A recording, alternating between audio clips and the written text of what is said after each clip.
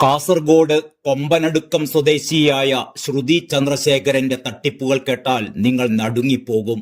വിവാഹ വാഗ്ദാനം നൽകിയും സൗഹൃദം നടിച്ചും യുവാക്കളിൽ നിന്ന് സ്വർണവും പണവും തട്ടിയെടുക്കും. തിരികെ ചോദിച്ചാൽ പീഡനക്കേസിലടക്കം കൊടുക്കും. ഇതാണ് പ്രധാനമായും ഈ യുവതിയുടെ തന്ത്രം.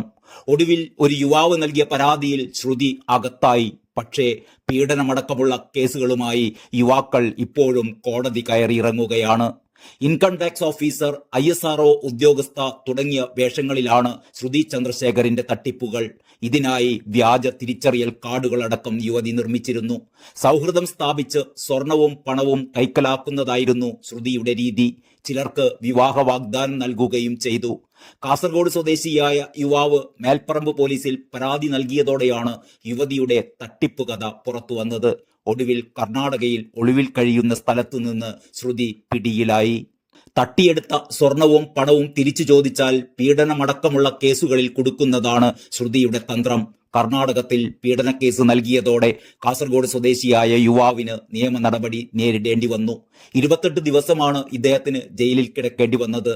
യുവാവ് ജാമ്യത്തിലിറങ്ങിയെങ്കിലും ഇപ്പോഴും നിയമ നടപടി തുടരുകയാണ്.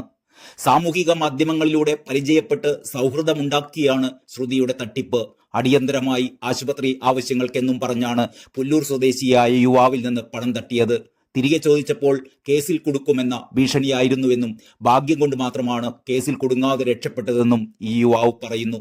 മാട്രിമോണിയൽ വെബ്സൈറ്റുകൾ ഉപയോഗിച്ചും ശ്രുതിയുടെ തട്ടിപ്പുണ്ട്. വിവാഹം കഴിച്ചിട്ടില്ല എന്നാണ് പ്രൊഫൈൽ. പക്ഷേ 2 കുട്ടികളുടെ അമ്മയാണ് ശ്രുതി. എന്നാൽ വിവാഹം കഴിച്ചതോ കുട്ടികളുള്ളതോ ഒന്നും വെളിപ്പെടുത്താതെയാണ് യുവാക്കളുമായി സൗഹൃദം സ്ഥാപിക്കുന്നത്. തൃശൂരിലെ ഒരു പോലീസുകാരൻ തട്ടിപ്പിന് ഇരയായതും മാട്രിമോണിയൽ സൈറ്റ് വഴിയാണ്. 17 ലക്ഷം രൂപയാണ് ഇദ്ദേഹത്തിന് ആ രീതിയിൽ നഷ്ടമായത്.